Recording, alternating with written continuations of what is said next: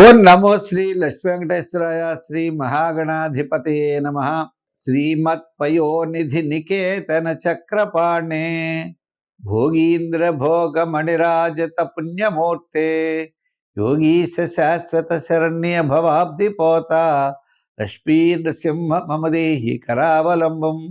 ప్రేక్షకుల నమస్కారాలు తెలియజేస్తూ మనం ఈ వారం రాశి ఫలాలు తెలుసుకుందాం. ఫిబ్రవరి 8 నుంచి ఫిబ్రవరి 14 వరకు ఉన్నటువంటి గ్రహాల యొక్క పరిస్థితులను అనుసరించి, అంటే మిథున రాశిలో గురుడు, సింహరాశిలో కేతువు, రవికుజులేమో మరి మకర రాశిలో రాహువు, శుక్రుడు, బుధుడు, కుంభరాశిలో శని, మీనరాశిలో ఈ విధంగా గ్రహాల యొక్క పరిస్థితి ఉండగా చంద్రుడు తుల, వృశ్చిక, ధనురాశిలో చంద్ర సంచారం ఉంటుంది.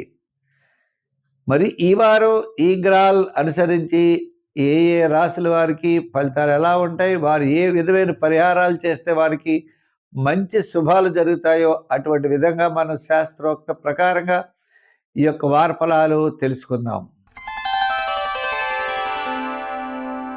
కుంభరాశి.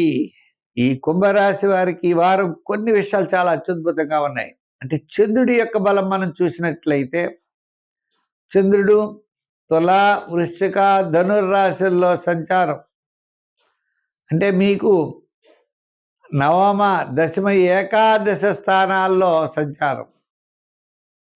అంటే దశమ, ఏకాదశ స్థానాలు అంటే మీకు బుధవారం నుండి శనివారం వరకు మీరు అనుకున్నటువంటి పనులన్నీ కూడా తప్పనిసరిగా పూర్తి చేయగలుగుతారు. అంతే అనుకోకండి, విందులు వినోదాల్లో పాల్గొంటారు. కాస్త మానసికమైన ప్రశాంత వాతావరణం ఉంటుంది. కుటుంబ, ఆర్థిక, సంతానపరమైన వ్యవహారాలు ప్రోత్సాహకరంగా ఉంటాయి. బంధుమిత్రుల యొక్క సహాయ సహకారాలు మీకు తప్పనిసరిగా లభిస్తాయి. నూతనమైన ప్రయత్నాలు అనుకూలిస్తాయి. ఆలోచనలు కూడా చాలా చక్కగా ముందుకు వెళ్ళగలుగుతారు. గతంలో ఉన్నటువంటి సమస్యలు క్రమేపీ తగ్గుముఖం పడతాయి. శని ప్రభావం 2 భాగాలు పూర్తయిపోతోంది. అంచేత మీరు 3వ భాగంలో ఉన్నారు.